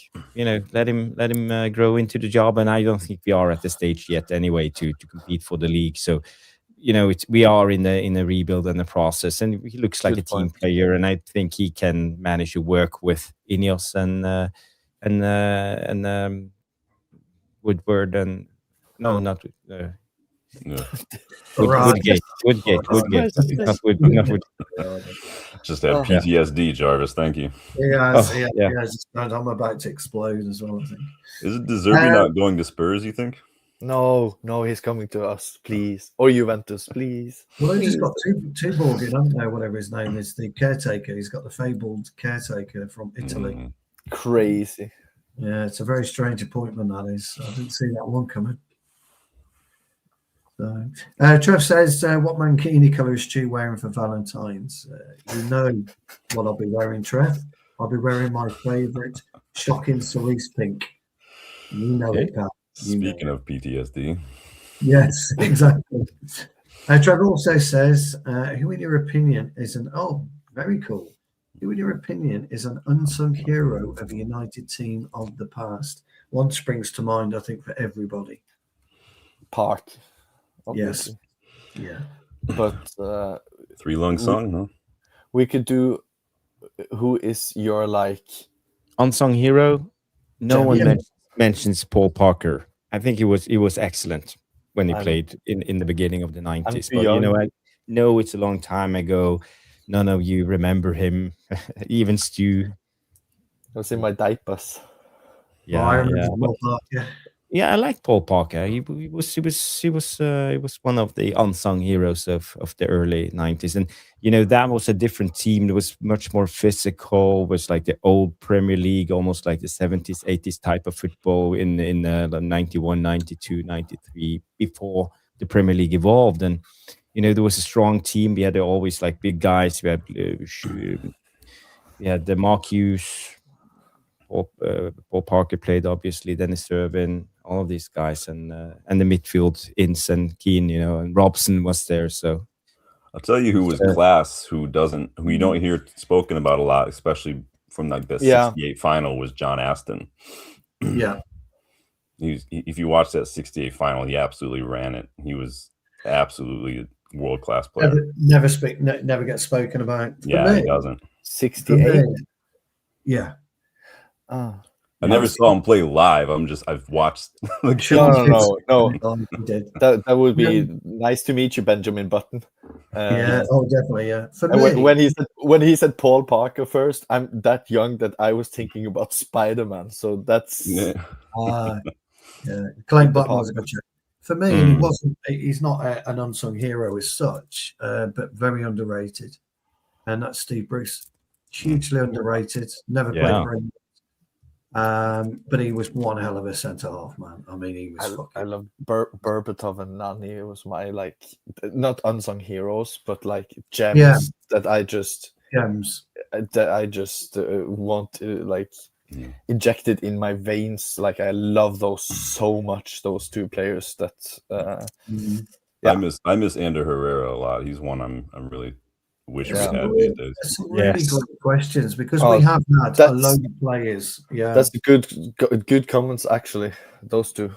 Yeah, we've had some superb players that that you just take for granted. They just sit in there and you take for granted. You know, in many ways, Dallo will go down in the same book, the same category, because whatever you think of him as a footballer, an unsung hero is somebody who is. I mean, he's a regular. He just always available. Churns it out. So not yet, but I mean, Liverpool got loads. You know, they were called David Fairclough. Gabriel Obertan and Bebe. Yeah, Ole Gunnar Solskjaer in many ways could be classed as an unsung hero because he wasn't 100% what you would call regular. So it's a really, again, Fred Durant, it's a really interesting question. I like that question. Really, really do. And by the way, I love the Wes Brown chant. His biggest, baddest Wesley Brown, the hardest man in all of town. You know, that's because he hasn't met me. You know, he wouldn't have been the hardest man if I'd been Wesley Brown. Well, Sean met you, and I saw a picture, and I believe Sean was a little bit taller than you. I don't know. Just a tiny bit. Is it true, Sean? There wasn't much in it. That I'm taller? Yeah, there wasn't much in it. I mean, maybe like an inch or two, but I mean, it wasn't. I've heard you looked like Stu's older brother. You were like this on the picture. I was wearing boots. So. He was wearing high heels.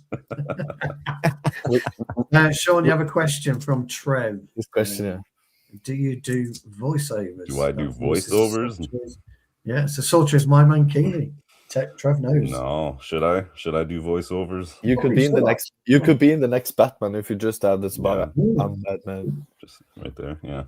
Can you do a couple of like James Earl Jones? He could do Darth Vader, couldn't he? Yeah. James Earl Jones. We are just poking him with the stick, like sing Wicked like, Games by Chris Isaac. The Lion King. That's James Earl Jones, right? The Lion King. He's just Darth Vader. Simba. The world was on fire. No one could save me but you. It'd be brilliant. Do it again, Sean. That hairball is my son and your future. Oh my king. God! Oh my God!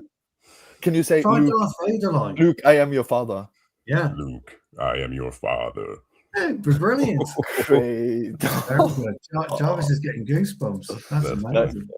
Wow. Oh, Jarvis is a Star Wars guy, right? He Yeah, is, yeah, yeah. What was Yeah. it? Me too. I'm a big Star Wars guy. There you go. That's I find your lack incredible. of faith disturbing. I was going to get some. I was going to Yeah. get some Darth Vader Crocs. You get Crocs in the UK, in the US, don't you? And Denmark and that Crocs. I was going to get some Darth Vader ones. Oh, the shoes. Is that what those Yeah, I might still do. I'm usually good at the because I'm not going to do those live, but like the how do you Noldus? What's he in Harry Potter? Dobby and Gollum and Yoda. I'm good at those effed up voices that are like I've never like seen that, but I'm not going to do that. I'm going to save that for a Freaky Friday show in Freaky Friday when we're all pissed. I must admit, I'm British and I've never seen a Harry Potter. I know it's the truth. Final question. In the first one, only the It's first. actually for Helge. So Trevor's had you. He's got Helge, and now he's had Shaw. Now he's got Helge. Helge. Only when I'm on a night out. I was hopefully not. Just for I've got no idea the connotation on that question. Jarvis, I'm going to put you back, mate. That's all the questions, I'm afraid. You guys are so funny. Brilliant question. Yeah, it's been a good show. Sorry I dropped out for a minute. It's Friday night, so it is what it is. But what are we going to do now for the next? How many days until our next game? Are we talking? Well, we don't 10? play till a Monday. week on Monday, do we? So Monday. Oh, So it's like almost a week and a half. A Monday game as well. That's so. We'll definitely be back for Jarvis Corner Monday. Yeah, we will be back Monday. Maybe Sunday And if night. something breaks out, if Yeah, something really important to talk about this weekend, probably not. Who's Jarvis's pick for manager? We didn't ask him. Oh yeah, if it wasn't, you can't have Ancelotti and you can't have Tuchel, And you can't keep Carrick. and you can't keep Carrick. I'm always I always Sanderberg. rated De Serbi. De Serbi was Sanderberg was fantastic. but I have to say Andoni Iraola, because he has the Premier League experience, and I think he's doing really well. And I think he could come in and do a solid job at Man United. De Serbi is like the hipster choice, but I believe also that it's too intricate, it's too difficult what he's trying to achieve, and I don't think it will work at Man United. So, but Iraola style is more, I like Iraola better, and I've seen Iraiola's trainings. He's really good on the field. So for me, Andoni Iraola. I went with Marco Silva. Yeah, he's also a good shout. That's only because I wasn't allowed Ancelotti. And Sean went for Emery. Unai Emery. Yeah, that's a really good shout. Yeah. And you know who Really I good went for, so that's. I was impressed the way that Iraola handled losing so many players in the summer. 100%. That was a done concern. Well. He's done well. Yeah, he's done really, really well. I really like that Evanilson guy, because I don't think he would come in and be like starter every week, but I also think like him and Sesko are kind of at the same level, and them two just competing for that position. I would just love that, because I think if we bring in a striker that would just take his place, he would get demoralized.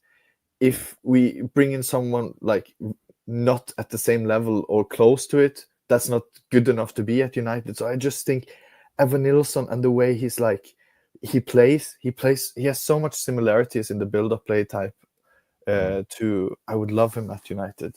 The issue with management is, and Jarvis will remember this exact conversation, which we had last year or about a year and a half ago, and it centered around a certain manager called Xabi Alonso, and he was doing wonders at Bayer Leverkusen, and me and Jarvis were talking about it, and we were asked a question, and I said no.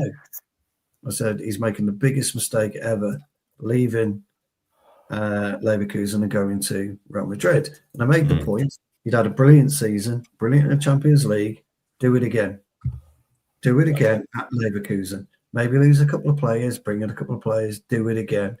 And then do it again for 3 seasons. Then see where you are. Yeah. We have these managers that don't do it, Rob Edwards. Like Emery. Well, Emery, he kind of again.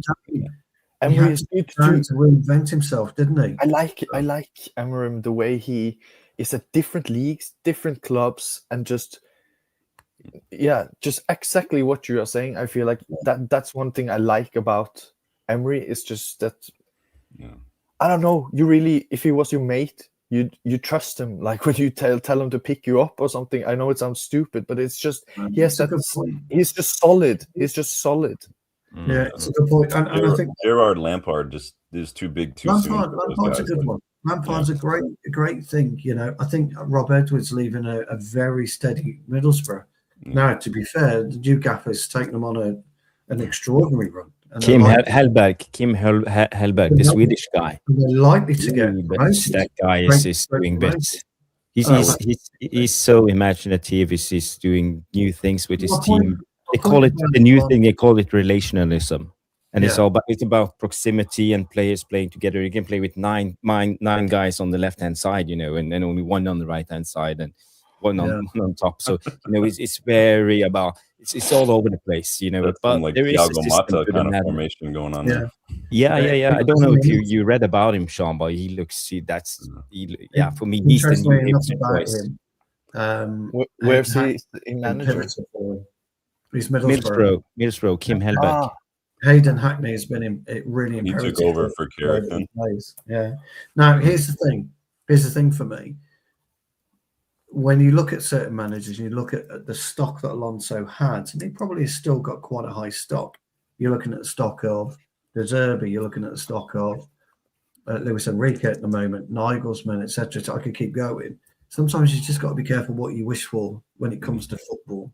And when it comes to people who can't turn down a particular role, and you've got to ask yourself the question: why can't you turn down a role to build yourself a better platform? And this is why I do agree with Jarvis. Raiola's been at Bournemouth now a year and a half, 2 seasons, maybe.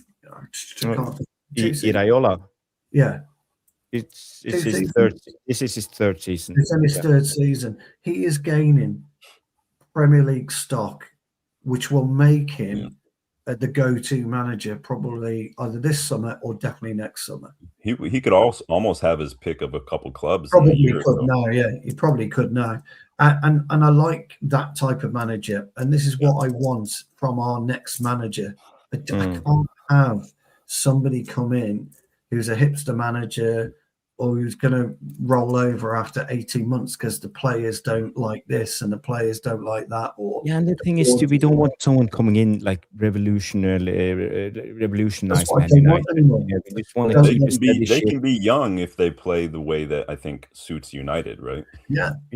I think what Jarvis says there, that come in and kind of do the obvious, but do the obvious good. Kind of don't reinvent the wheel.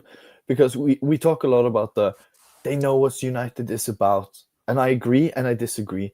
That doesn't mean we have to get an ex-player. But they have to understand that we are demanding, but at the same time, we aren't.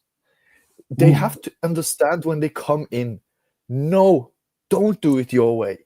Don't do it your way. Don't try to make a new Man United.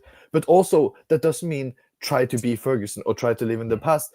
But we just want to be excited because people pay for that bloody money on the because Jarvis knows the streaming services in Norway are crazy expensive as well. We pay to get entertained.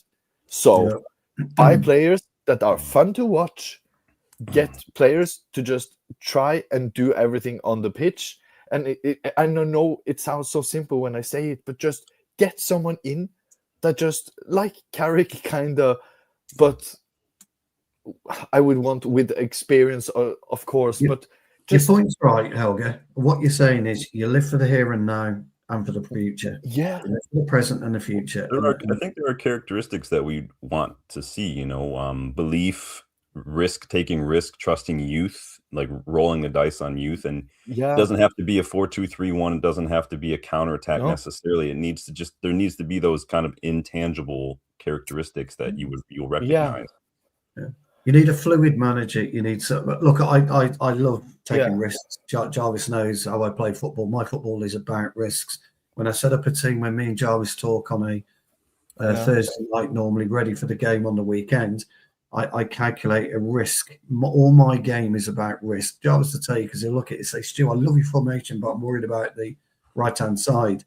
Yeah, but I'm more about balance. Yeah, I'm the same way. I don't like to worry schmurry, I say, kind of. And I know it's stupid to be like that, but we all built or think different, and nothing is more wrong or right. But I just hate like, oh, they're good at that, they're good at that, they're good. I don't care. We are going to kill them. How are they going to stop us? But at the same time, that's why we need. Yeah, I like that Carrick took off a defender and brought on more attackers. Like that is the kind of thing that I want to see from my manager. We'll do something for a bit of fun, right? And it's only fun. You two can team up against me and Jarvis, and on a game, me and Jarvis will think when we can get it in, we'll pick a game. Me and Jarvis will pick an 11 and a formation, and then you two pick an 11 and a formation. See who gets closer to it and see who wins the game. So let's have a laugh. The one thing that we do, me and Jarvis, is that we look at how we want to play.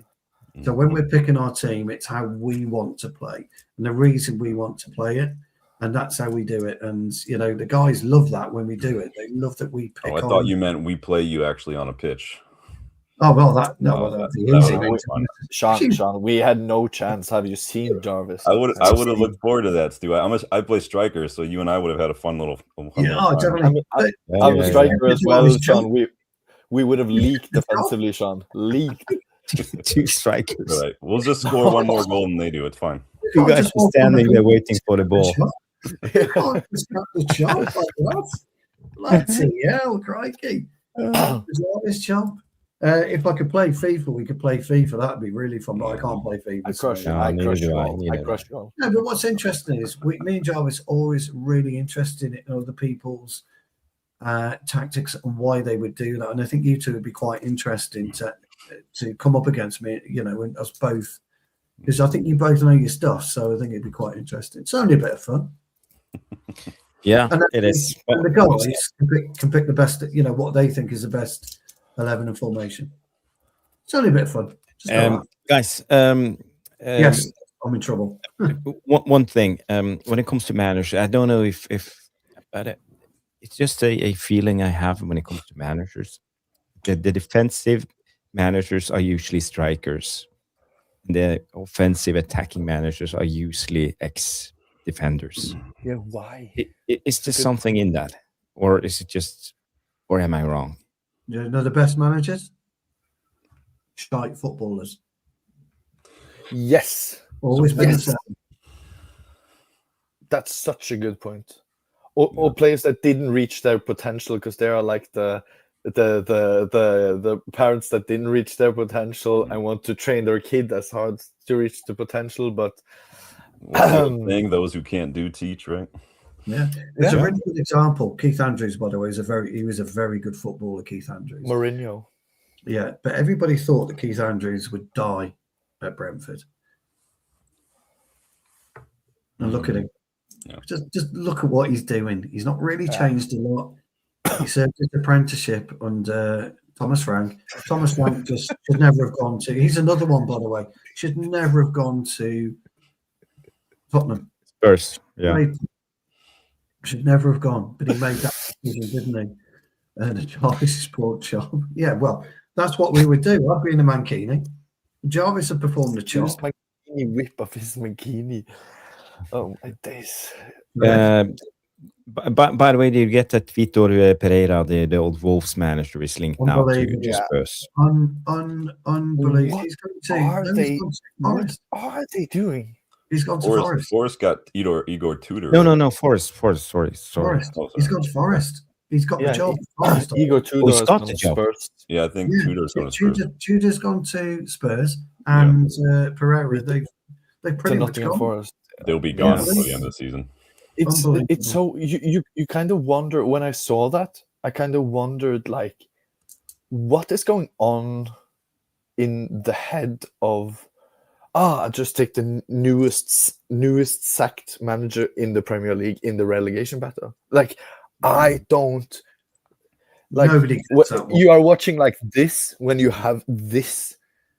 I would be so. I worry deflated about I was Spurs if Spurs they get fan. relegated because they're going to lose players. They won't get a top They won't manager. get They'll have, relegated. we'll see. That's too many games, too many good players. I worry more about Forest. I would love for them to get relegated because we get Anderson for cheap. He goes to City. He's gone City, hasn't he, unfortunately. We wouldn't know, but we will know in the summer. Well, I know Stu is on the curfew, so we got to wrap up the show. I want to thank everybody for tuning in. We got a lot of questions, even at the end of the show. Something about Maguire's injury. I think it was a hamstring injury, but it's not as bad. We're not going to hear him. Yeah, I think he will be back after the little break. So, quick question around the panel before we wrap it up. Do you want to give Maguire a new contract extension? Yes, 100%. Stu, yes. Helga? Yeah, and then we can deal with center backs in a year and a half. Totally agree. It's the best move. It is the best think move. We have De Ligt, Martinez, Heaven, Euro. We need that. And I'm not saying he is fifth choice, but I just think that is a good for now and just fix everything else around. I think that five, most teams in the world would take Euro, Heaven, Lisandro, De Ligt, and Maguire. So Probably United. I go with Stu, Sean, and the guy I don't know. It's Helge. It's Helge. Yeah. If you've seen Vikings, you know Helge. See the series, the TV he series. dies. Helge. His father dies, I think. Yeah. Oh, It's a great thank series, you. Yeah. So okay, Maguire stays. We will wait with the defensive signings until next summer. Then, we will see. Will be how many midfielders do we get in this summer? 2. We need 2 minimum. We need 2 minimum. I would go for 3. It was up to me. Do you think any of the youngsters are ready to? It is bad. I would do everything in my power to get rid of Mason Mount. He's got to go and bring in like a number 8, number 10 / type of player to replace him. Yeah, Mount's got to go. Like he was COVID. Yeah, he's got to go, Mount. Yeah, sure. Gotta go. Well, as soon as he plays 2 games and he scores a goal, everybody wants him to stay. So it is what it is. Yeah, because he has nice touches around the box and presses. Yeah.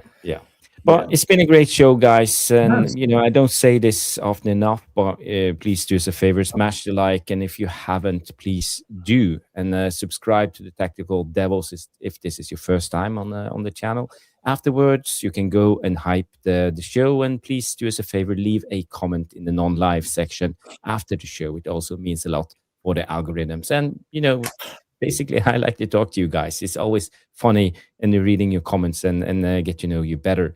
And also go to this guy's channel, United versus Everybody. He has a fantastic channel. He breaks down players and do analysis. And if you haven't heard about the player, he will know about them. And by the way, we have been linked to a young guy, 17-year-old Anicio Cabral. Have you heard about him? Oh, I saw that story earlier. Yes. Yeah. It broke today. So, Sean will probably be on for tomorrow. On the case and do a video on it tomorrow or Sunday. So, guys, go follow United versus Everybody. I appreciate that. And Helge, of course, my fellow Norwegian coming in. I hope you will feel better during the weekend and fully fit when we start Monday. So everybody, thank you. Thank you, Stu. Thank you, Sean. Thank you, Helgi. Thank you, all the chat guests. Trevor, Rob, Boxing Straight, Monty, Freddy Red, the Primate, all of you legends. Thank you for the comments and the interaction. And we will see you on the next one, probably Monday night. So see you then. Yeah, and I mean, if something happens Wednesday, Sunday, we could jump on, couldn't we? Sunday, if something happens. But if not, maybe. definitely Monday, 100%. Definitely Monday, and maybe Sunday. Okay. Maybe Have a good night, everybody, and bye. Nice. All the best. Bye bye.